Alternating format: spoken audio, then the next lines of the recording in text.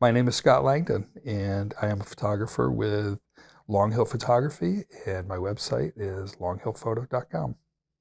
So my studio is here at the 122 Western Avenue. My studio number is 386, and right here in Lowell. And my home office is out of Hudson, New Hampshire. So there are three areas that I really focus on in commercial photography, which is working with companies, whether it's headshot, whether it's real estate interiors or corporate interiors, which includes interior and exterior. I work with brides and grooms and shoot weddings on the weekends. And I also do engagement photos as part of that. So it's a real family event, very personal photography. And the third piece is really portraiture that I work here in the studio, in the field. That's an area that I really like working one-on-one. Those are pretty much the three areas that I focus on, and some product photography. So my photography started when I was in high school, and I started shooting film photography. And in 1977, I got my first film camera, which was a Pentax K1000, which I still own. It's one of those popular first cameras that a lot of people have. They don't break. They're all manual and no automatic features. I then went on to college and started in liberal arts and then transferred to a four-year university at Syracuse University in the Newhouse School of Public Communications, and got a degree in the mid-'80s in photojournalism. And my first job was with a group of weekly newspapers on the South Shore of Massachusetts, on the South Shore of Boston, in the Braintree area. And I covered 4 towns in community journalism. At the same time, I was working part-time for a daily paper in the western part of the state in Framingham. And out of that, I was then recruited from a newspaper in upstate New York, the Auburn Citizen, and worked for them for a while. That was just southwest of Syracuse in Auburn. And then moved back to New England because we missed it here, my wife and I, and I continued my photography work. I'm a storyteller. That's really what I do. And it's really about getting close to people and understanding what motivates them, what interests them, what their dreams are, everything really about their lives. And that's really where my work in photojournalism has really never stopped, whether I'm working for the newspaper. The last paper I worked for was the Lowell Sun, part-time. And what I enjoyed was you're in the community. And my father was a dentist in Connecticut.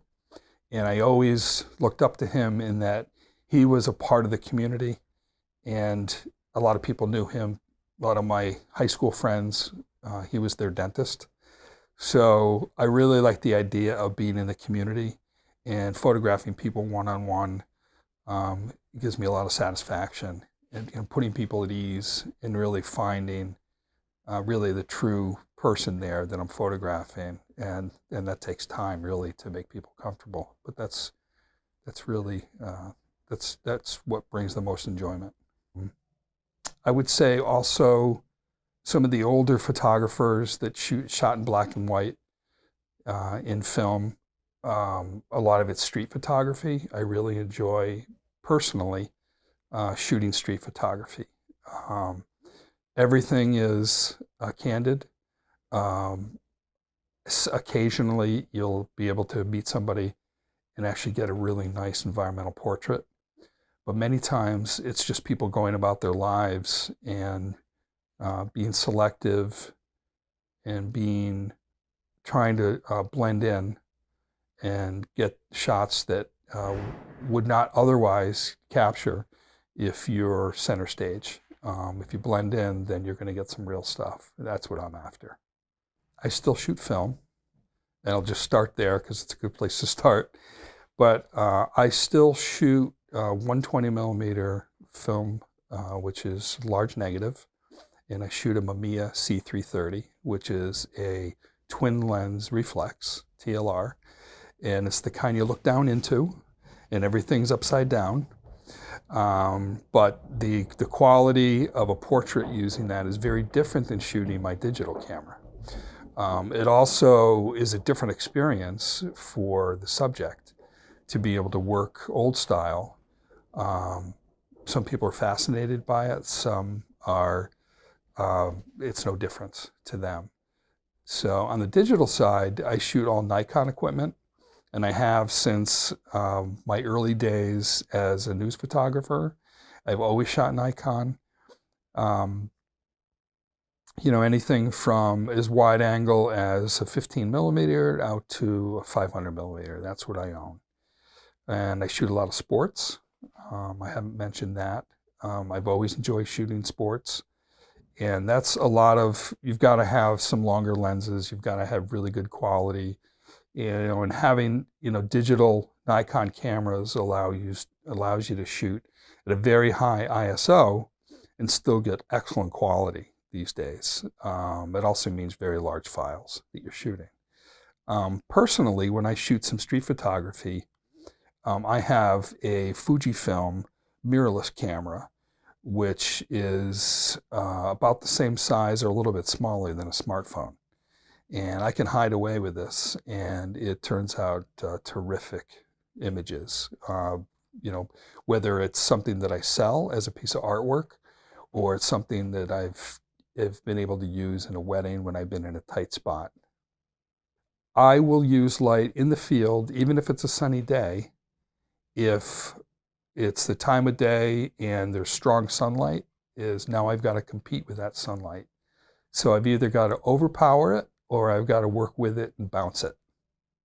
So that's why I will bring speed lights. I can backlight someone. I can light somebody from the front with a small umbrella. I can reflect up into the facial area like that in order to, you know, use the sunlight to my advantage. Always looking for that catch light in the eyes. That's the key thing. That's the spark. So those are the kind of things. However I can get to that point is what I need in the field.